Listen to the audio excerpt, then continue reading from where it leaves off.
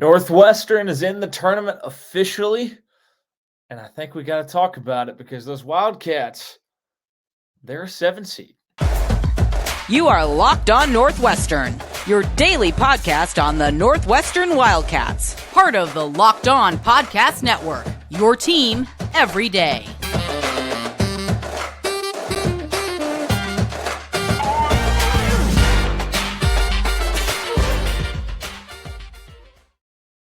Hey, everybody, and welcome. This is Locked On Northwestern, part of the Locked On Podcast Network, your team every day. I'm your host, Carter Bird, and thank you for making Locked On Northwestern your first listen every single day. We really appreciate it. We're available wherever you get podcasts, Apple Podcasts, Spotify, wherever you can find it.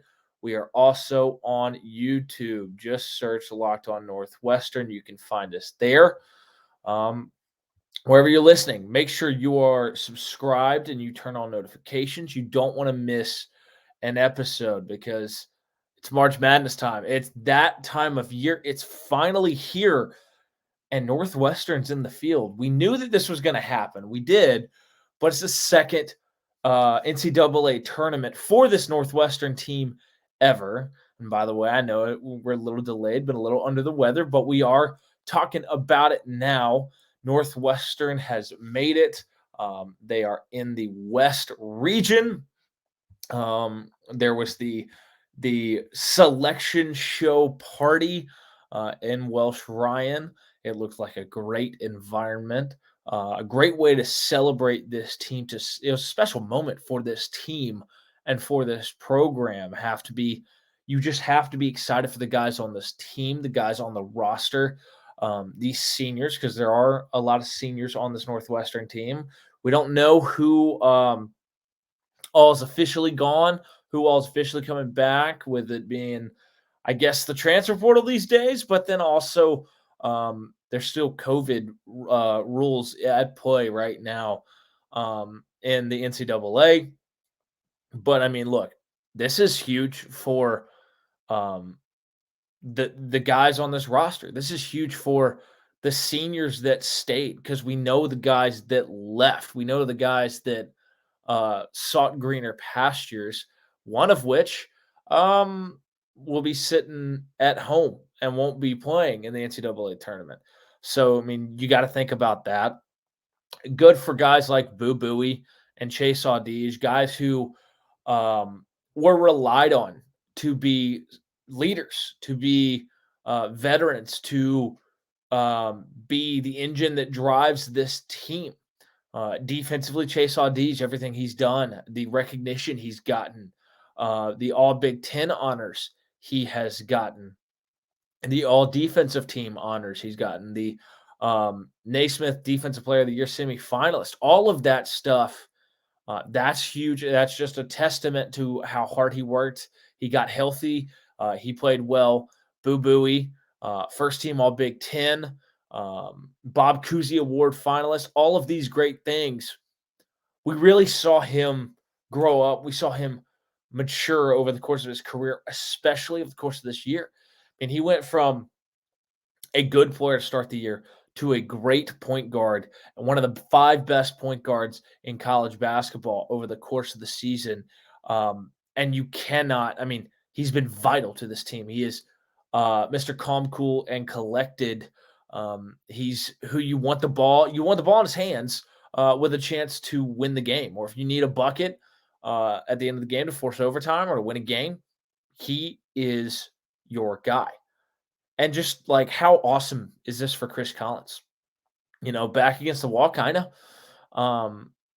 Had slowly been building, and that was his messaging at Big Ten Media Days was, I mean, we've gotten better every year for the past few years, but there was never that big step forward. It hadn't happened yet. It hadn't happened, and you felt like this was a back against the wall, backed into a corner type of season where if you didn't take that next step, if you didn't make that big improvement, it might be hot seat time. It might be time to move on. But, you know, he stayed true to the plan. He stayed true to the staff. Um, and this team got so much better this past year.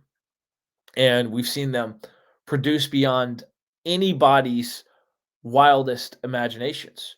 I mean, just big win after big win, a lot of highs, a lot of lows, but a heck of a lot more highs than lows this year. And this team proved the doubters wrong. They proved the media wrong because nobody expected anything from them. They're picked 13th in the Big Ten. They finished second. Um, just a credit to this team and how they have been so good. This season and how they really came together and they battled through all the adversity and they um, continued to scrape out wins early, built some confidence, um, and then really took off in the second half of Big Ten play. And it was you love to see it. Regular season got a little choppy at the very end when you're playing on the road a bunch, um, but the way that this team played this year it created a different environment. It created a different energy around the program, and that's great to see. That's awesome. It's encouraging when you look at this Northwestern program. It feels like the expectation has changed with this group. The expectation is not to compete. The expectation is to win, and I don't think that it's been as it's been as much of a winning mindset until this group as they've matured into the group that they are now. They built momentum and they continue to help this program build and build and build. And everything from this point on is really is gravy. I mean, it's a cherry on top. I mean, the more you win, the better. I mean, it's a 21 win season. 21-11 overall, 12 wins in the Big Ten, most that this Northwestern program's ever gotten in the Big Ten, finishing second in the Big Ten, especially when you're picked 13th. I mean, just so many positives, so many things to build on. And now, I mean, you got to lock up Chris Collins with an extension and let him continue to build this program. Because now that he's taken you to 2 NCAA tournaments, I think the foundation's really laid. And now he can start building more and more and more and more. And we're going to talk about it as it progresses. But we're going to talk about first the region that this Northwestern team finds itself in just 1 second. But first, we got to talk about our friends at Built. The Built March Madness bracket is here. We know you have a favorite bar or puff, and now is your time to make it count. Go to builtmarchmadness.com to vote for your favorites. You know I'll be voting for the cookies and cream bar, and if you want Northwestern to keep winning, then you'll be voting for that bar too. Support your team, support your bar or puff, whatever it is, go find it. And when you vote for your favorite bar or puff, you'll be entered into a drawing where 50 lucky Locked On listeners will get a free box of Built. Not only that, but one Locked On fan will win a 12-month subscription to Built to have Built's best bars or puffs delivered monthly straight to your door. You got to try Built. Built, the best protein bar ever, without a doubt. Seriously, they're so amazing. You won't think they're good for you. What makes Built bars and puffs so good? Well, for starters, they're all high in protein, low in sugar, and covered in 100% real chocolate. That's right, real chocolate. Run to builtmarchmadness.com right now to vote for your favorite bar or puff and pick up a box while you're there. You can vote every day in March, so hop on and support your pick. Also, grab your bracket and go listen to the Locked On College Basketball Bracket Breakdown with national analysis and insights from our local experts. The Locked On College Basketball Bracket Breakdown has everything you need to make the most informed decisions on your bracket. Find the episode on Locked On College Basketball wherever you get your podcasts and on YouTube. All right, let's talk about this bracket because Northwestern is the 7th seed in the West. I think that's a pretty good seed for them, especially considering it did get a little rockier at the very end of the year, dropping 4 of 5, but you did get that necessary final Big Quad 1 win that I really liked to get that second place in the Big Ten tournament. Didn't pan out. You happened to run into a just red hot Penn State team that kind of like everybody is now, had their back against the wall and had to win a bunch of games down the stretch to make the tournament. They did just that. But this Northwestern team as the 7 seed in the West, they are matched up with the 10 seed Boise State, a very scrappy bunch, a bunch that that was on the bubble for a long time and picked up some big wins. And they were able to, I guess, make the NCAA tournament where they have a date with Northwestern on Thursday in Sacramento. That's where these games will be played. The 2 seed in Sacramento as well is UCLA. That's a UCLA team that's really, really good and had a 1 seed resume, but is without Jalen Clark, its best defensive player.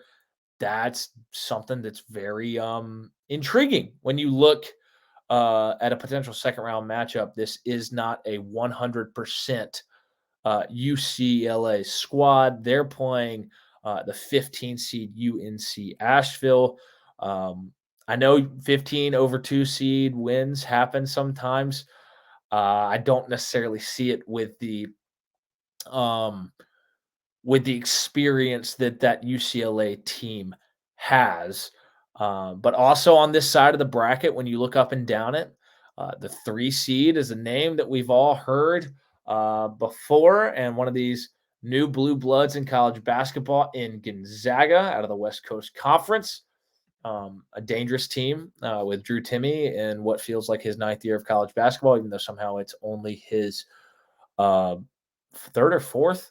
Like he still has another year, I think. And then they're matched up with the 14 seed Grand Canyon. The 6 seed is a very dangerous team out of the Big 12. Really, anybody out of the Big 12, you don't really want to take lightly with how good that conference was this year. But the 6 seed is TCU.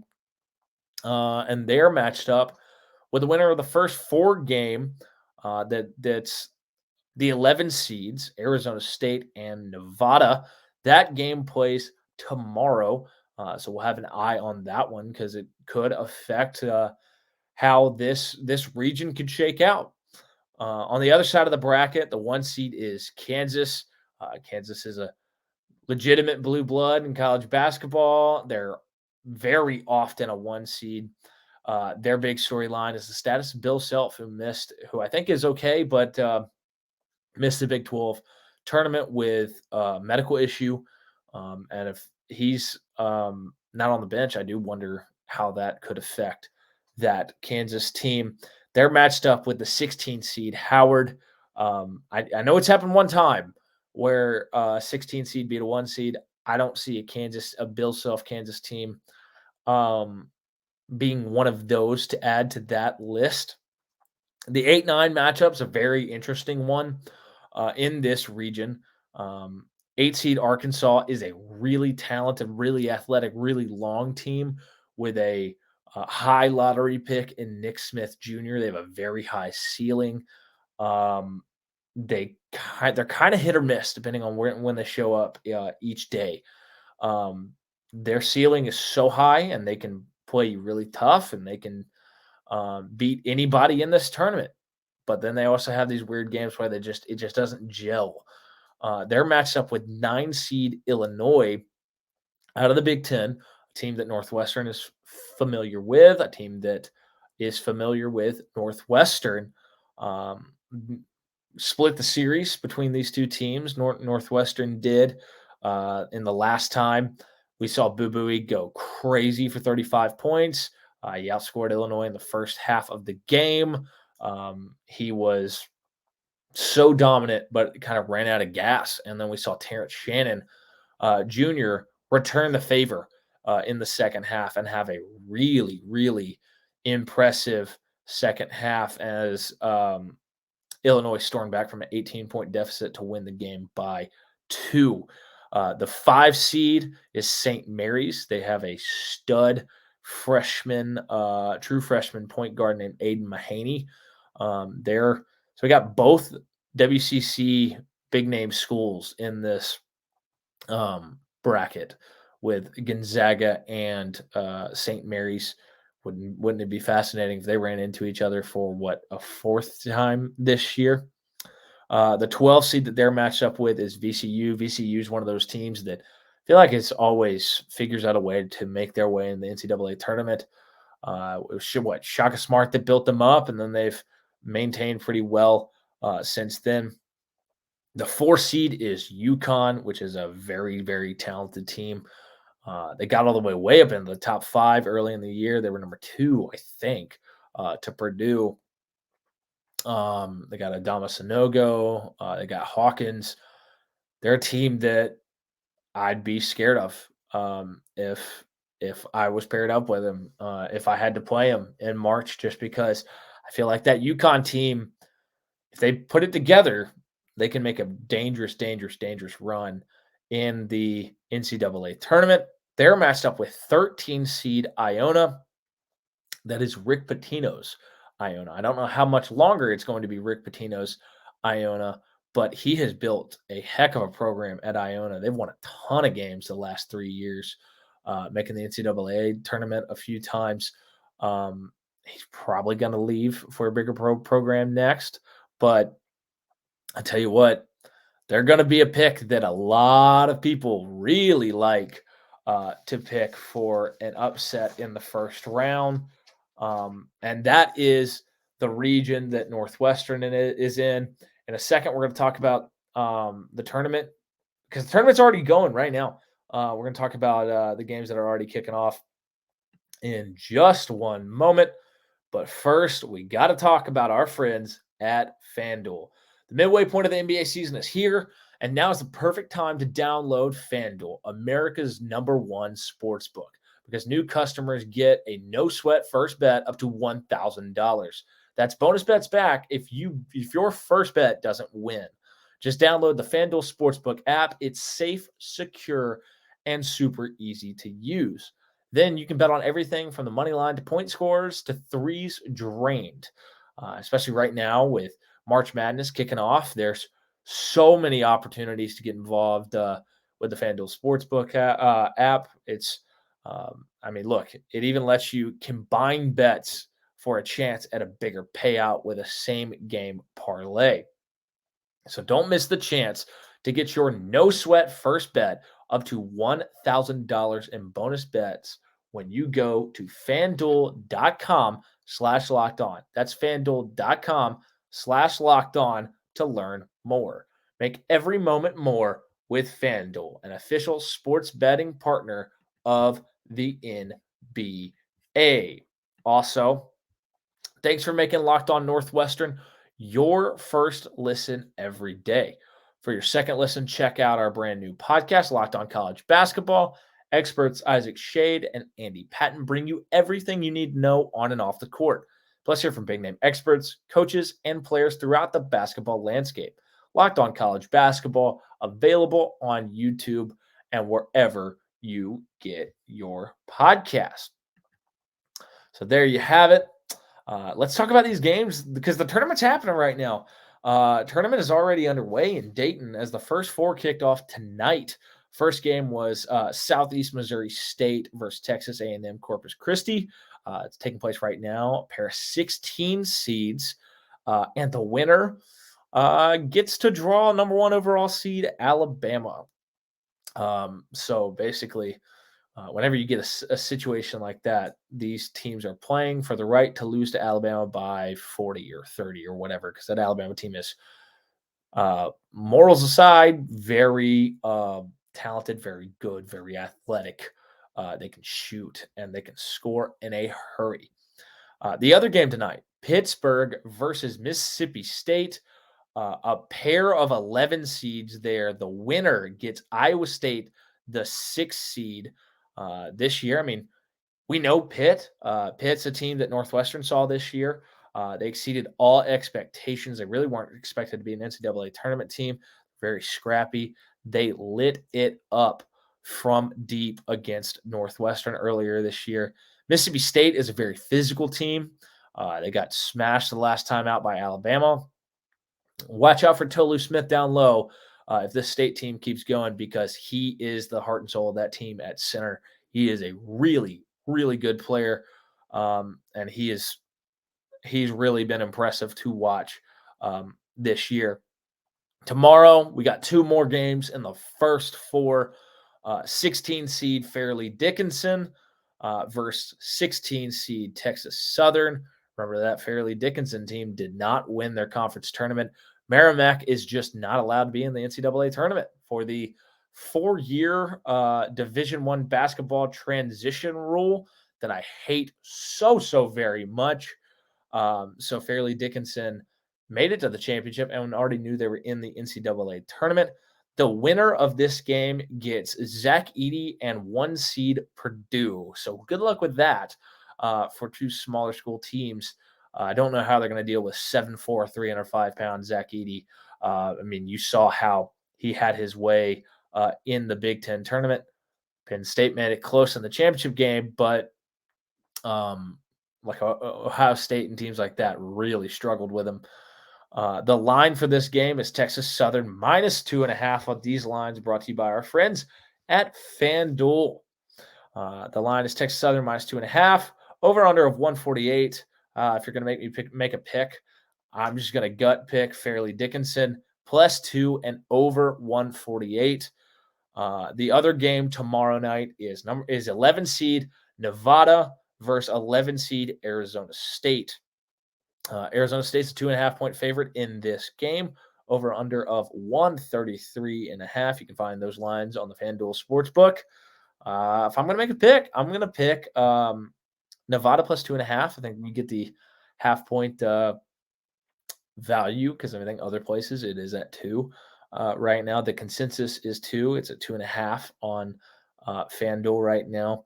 And I'm going to take under 130.5, because when Nevada wins games, it's very low scoring. They like to muck it up and make it ugly. And then look, hey, if you're looking for other college basketball to keep an eye on, the NIT is happening right now, as well as a lot of those games, including are going on, including right now. I think Rutgers plays tonight, one of the famous snubs of the NCAA tournament. Michigan, some other Big Ten teams involved, if you want to keep an eye on that. But I think that's going to do it for today's episode.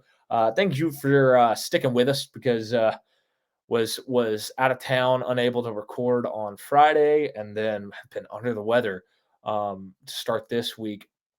But thank you for making Locked On Northwestern your first listen every single day. We're available wherever you get podcasts, Apple Podcasts, Spotify, wherever. We're also on YouTube. Just search Locked On Northwestern. You can find us there. And yeah, wherever you're listening, make sure you're subscribed and you turn on notifications, because you don't want to miss an episode, because it's March Madness time. This time of year. I'm your host, Carter Bird. You can follow me on social media at CarterBird13, and I'll see you all tomorrow.